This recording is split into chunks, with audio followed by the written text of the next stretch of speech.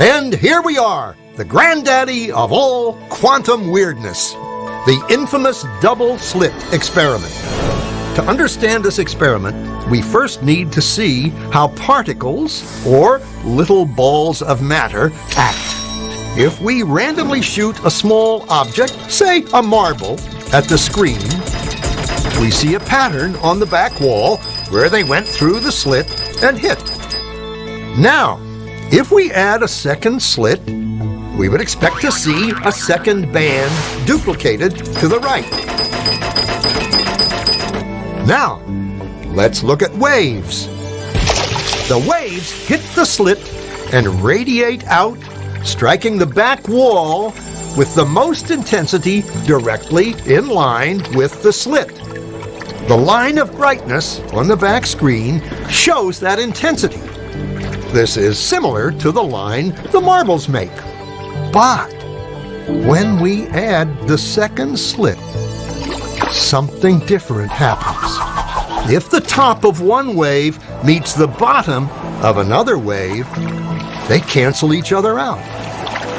So now there is an interference pattern on the back wall. Places where the two tops meet are the highest intensity, the bright lines, and where they cancel, there is nothing. So, when we throw things, that is, matter, through two slits, we get this, two bands of hits. And with waves, we get an interference pattern of many bands. Good so far. Now, let's go quantum.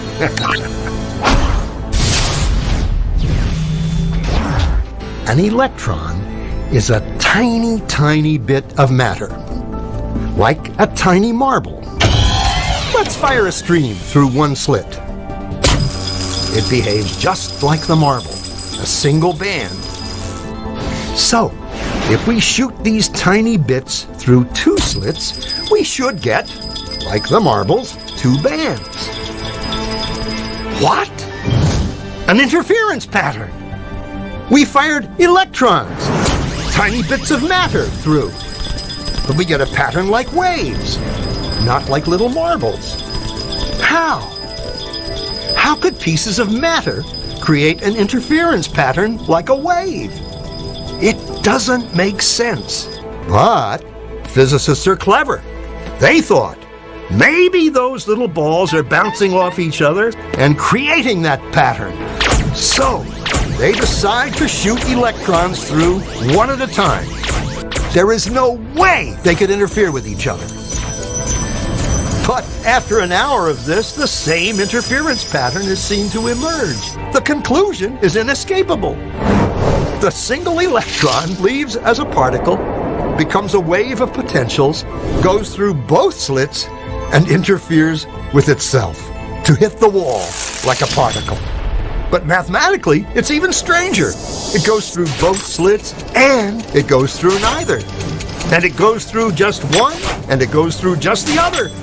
All of these possibilities are in superposition with each other. But physicists were completely baffled by this. So they decided to peek and see which slit it actually goes through. They put a measuring device by one slit to see which one it went through and let it fly. But the quantum world is far more mysterious than they could have imagined. When they observed, the electron went back to behaving like a little marble. It produced a pattern of two bands, not an interference pattern of many. The very act of measuring or observing which slit it went through meant it only went through one, not both.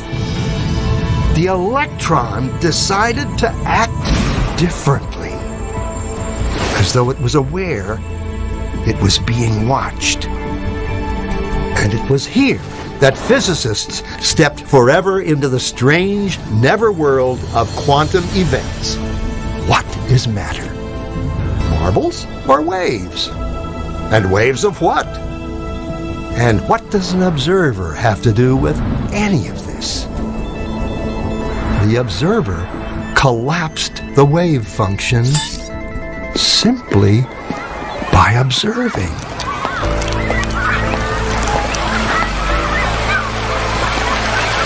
We are always the observer.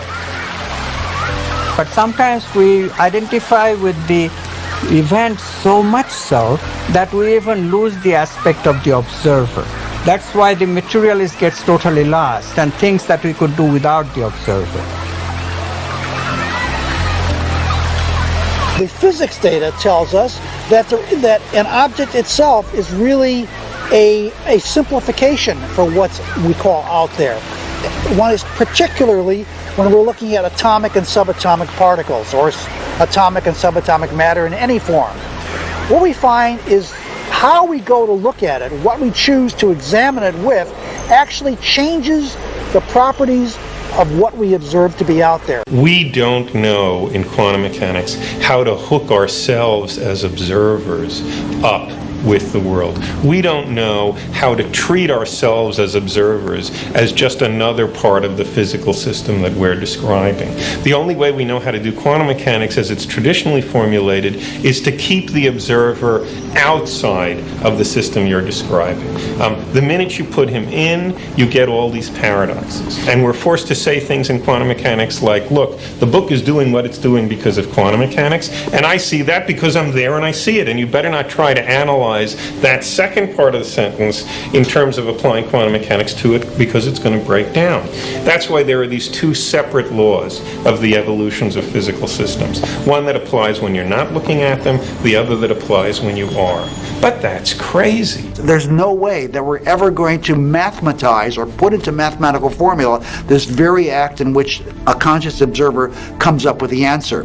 People say, oh, the measuring instruments, the recorder records it, and there it is, it's on the tape, it's recorded. You forgot one part of the equation. Somebody has to look at the tape. And until somebody looks at the tape, it ain't recorded at all. When you are not looking, there are waves of possibility. When you are looking, then there are particles of experience. A particle, which we think of as a solid thing, really exists in a so-called superposition, a spread out wave of possible locations. And it's in all of those at once. The instant you check on it, it snaps into just one of those possible positions.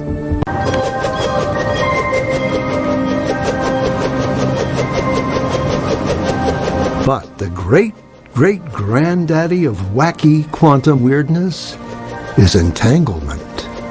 If time reversal symmetry destroys the notion of time, then entanglement crushes our experience of space.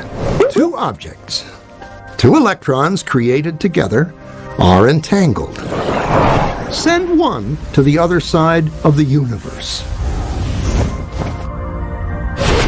Now, do something to one, and the other responds instantly. Instantly. So, either information is traveling infinitely fast, or, in reality, they are still connected. They are entangled. And, since everything was entangled at the moment of the Big Bang, that means everything is still touching. Space is just the construct that gives the illusion that there are separate objects. Are we far enough down the rabbit hole yet? You now can see in numerous labs around the United States objects that are large enough to be seen by the naked eye, and they are in two places simultaneously. And you can actually take a photograph of that. Now, I suppose if you showed a photograph, they'd say, oh, great, here's this nice blob of colored light, and I see there's a bit of it over here, and another bit of it. So you got a picture of two dots. What's the big deal? Superposition is pre-detection. What I was speaking about in the film is post-detection.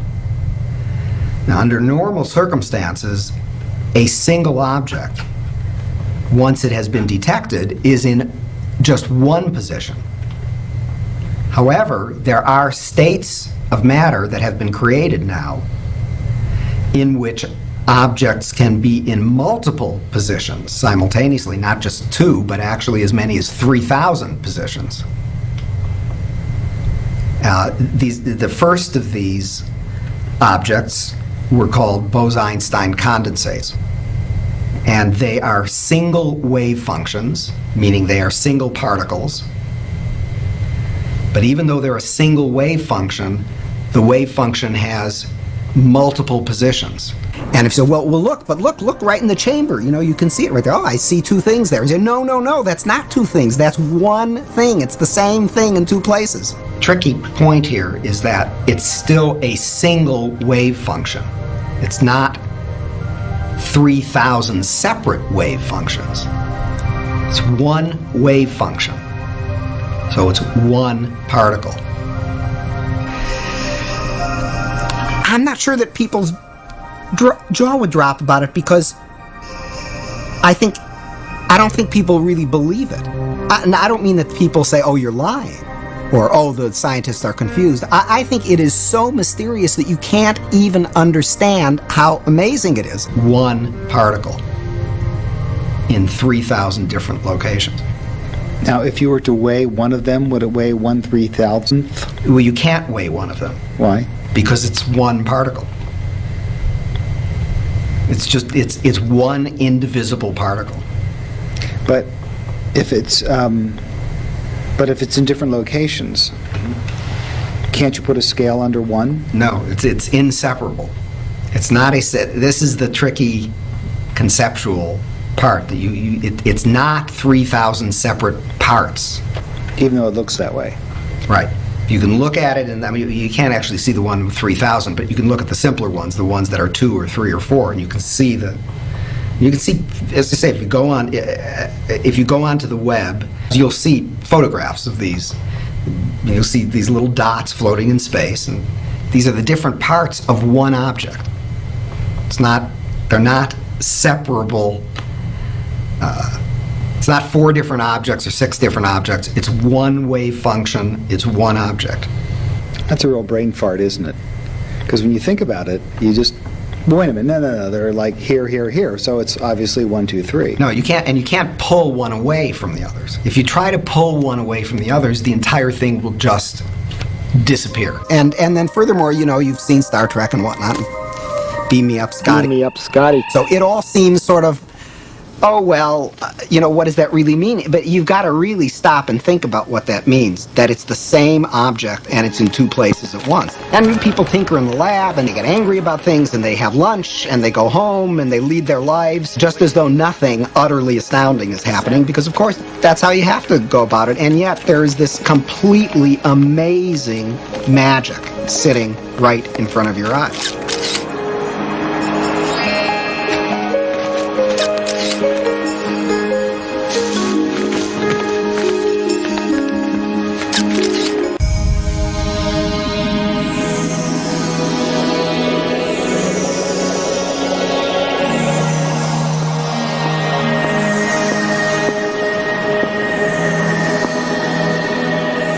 Knowledge allows the brain to begin to become wired, and we will begin to see what has always existed, but because we live in those routine automatic programs, we're unable to see because we're processing mind from the familiar. To learn knowledge means we're learning new things. And to learn new things means we're gathering information and creating the circuitry now to begin to develop the sensitivity, to begin to see things for the first time.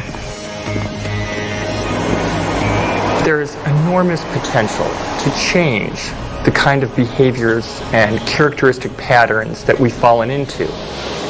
In fact, if you've listened and have remembered anything that I've said, your physiology is different than it was before that.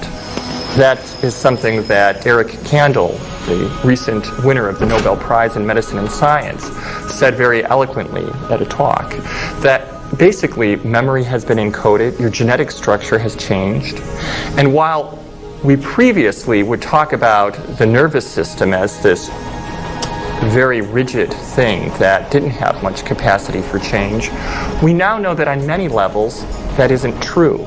And actually there's a tremendous amount of plasticity, which basically means ability to change within the nervous system. When you start to realize what your true nature is, there is no question, there is no answer anymore. And there is just sudden realization. Now you come back from the rabbit hole and you start to perform in this world of illusion and wonder and magic with that understanding that you're never going to die and you were never born. Choice by consciousness out of these possible events, the actual event of experience comes in. And so, for the first time, science encounters free will. Consciousness is free because there is no mathematical description of the subject. Only objects can be described mathematically, and only to the extent that there are possibilities. The question still remains paramount: who is the chooser? Are all realities existing simultaneously? Is there a possibility that all potentials exist side by side?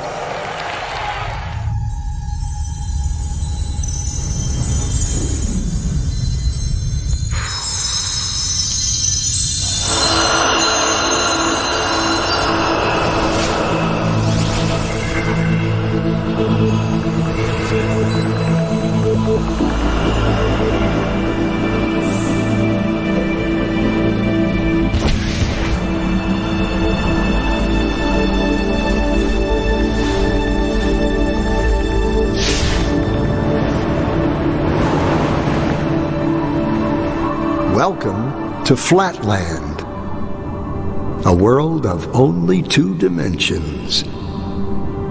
Only forwards and backwards, left and right.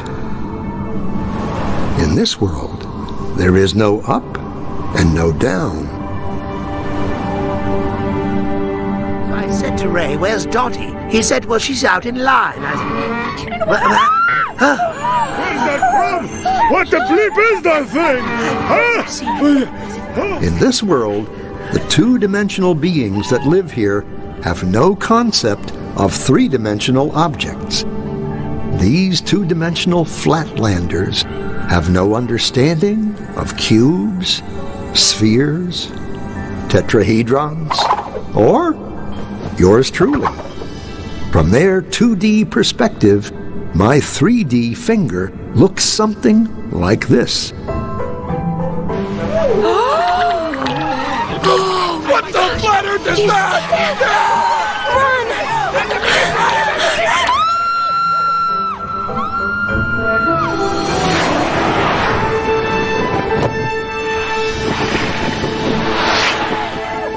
Hello, little circle.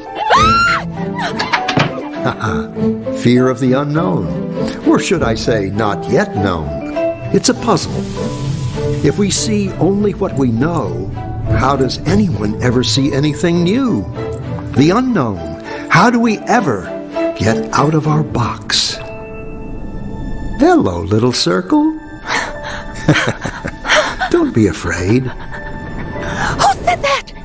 Where are you? This is always the tricky part to explain.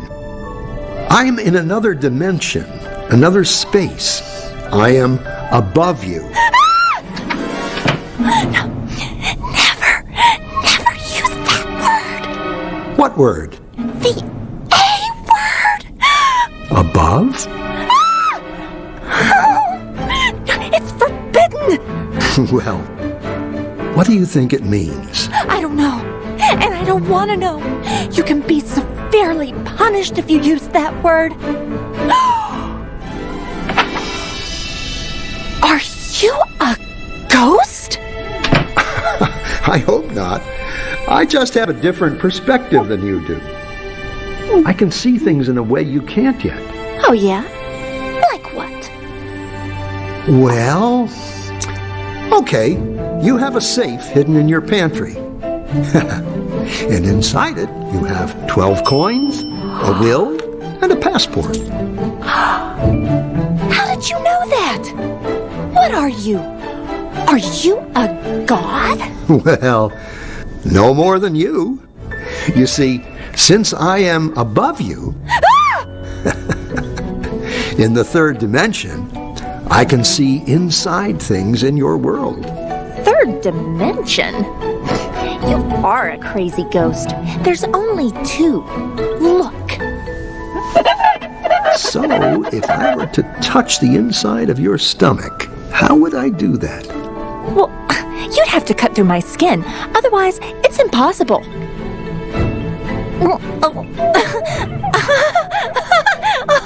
Stop! Stop! Ready for more? More what? Dimensions. Oh. Directions. No. Yes, but there aren't any. More? What will happen to me? What will I become? You'd have to become it to know. Okay. Excellent.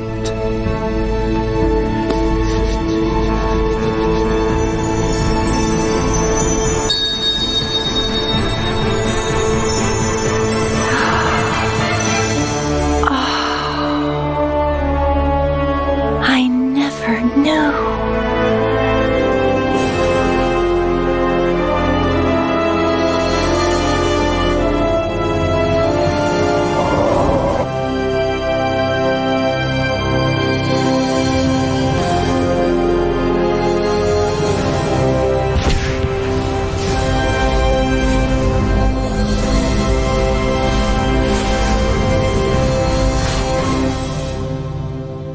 Isn't it funny? That which we are most afraid of is what thrills us the most.